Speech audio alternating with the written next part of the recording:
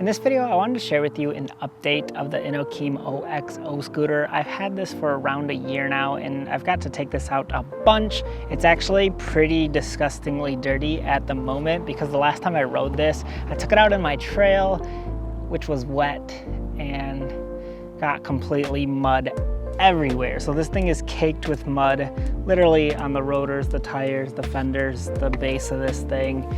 So it still runs fine though. So that's what we're gonna do. We're gonna talk about what it's been like actually using this product, and hopefully this will give you a better idea if this scooter might be right for you. So I'll put a link in the description below if this is something you're interested in. Check it out. If not, cool. What has my experience been like riding this? To sum it up, it has been a blast. This thing just hauls. I feel like that's one of the biggest selling points of it, is that it goes 40 miles an hour. Like all my e-bikes that I have, they top out at 28 miles an hour, and this thing just blows past that to 40 miles an hour. But not only does it go that fast, it has two motors working to propel you forward, so this thing feels very zippy. Like the acceleration is just like zoop, zoop, shoom, shoom. It's like super nice, and I really like that about it because I like to just zip and go over curbs and stop and slide my brakes and then punch the gas and go. So not gas, it's electric obviously, but it just feels really nice and natural to ride, and it feels like you have so much power underneath you when you're riding it. So that's one of the main things that I love about it. Now you can actually ride this in a slower speed setting, but if you're gonna normally do that, then I would probably just opt to get a different scooter in general. I wouldn't choose to get this. Like, the biggest selling point is that it goes fast. Now, since the scooter does go that fast, I have a lot of friends or family, the first thing they say to me is like, ooh, isn't that kind of scary? Isn't that unsafe? And I don't feel like it feels that way at all when you actually ride it. And I think that's because this is like very durable and solid. It comes in at 74 pounds. So this thing is just a bigger scooter, and it feels very stable and centered on the ground. It doesn't feel like you're getting the speed wobbles when you ride it. It doesn't feel like you're gonna lose control.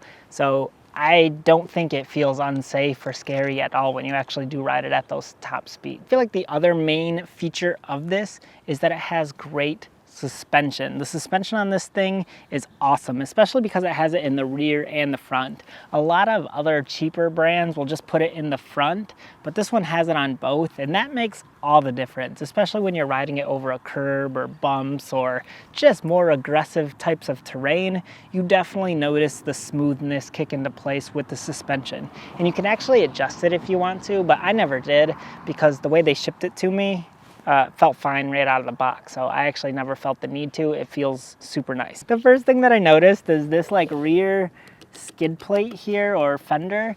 It sits kind of low down, and there's a few times I went to wheelie this thing and I just scraped the heck out of the bottom of this when I was riding it because it just bottomed out here. Something else that I noticed is that I put this in my car one day and it was leaning on the handlebars, and I think it was pushing into this throttle piece a little bit, which seemed to make this feel a little more sticky now, or just not as springy back up, which isn't the best if this gets locked down, because then your throttle just keeps going. When you want it to slow down and stop, your scooter just keeps going. So that was one thing, but I think it was kind of my error because I leaned the scooter over on this handlebar and it kind of compressed this throttle. As far as all the other components on this, I never had an issue at all. Everything has been holding up just fine. The tires work great. I never got a flat tire.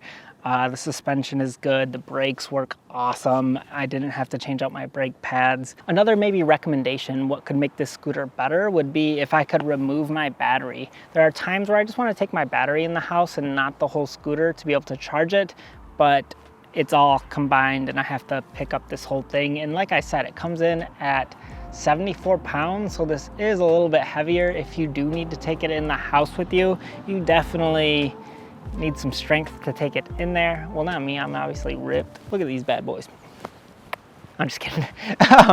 No, the range worked great. Obviously, if you're maxing it out at 40 miles an hour all the time, you're gonna kill your battery faster and you're probably not gonna get the max range of 68 miles. As far as it went for me, I rode this kind of conservatively, maybe around 25 miles an hour, and that took me into town from where I live. And then I was able to rip around in town. Then I kicked it up to 40 and then just ripped around in town.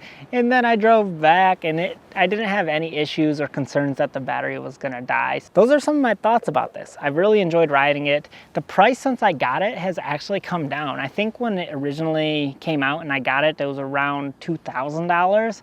But now I think you can get it for like $1,300. So that's like $700 off. So they've reduced the price some, but it's still an awesome scooter. So there it is, the Inokim OXO. It's been a fun ride. So there it is. If you liked the video, give it a thumbs up. Thanks for watching, and I'll catch you on another one.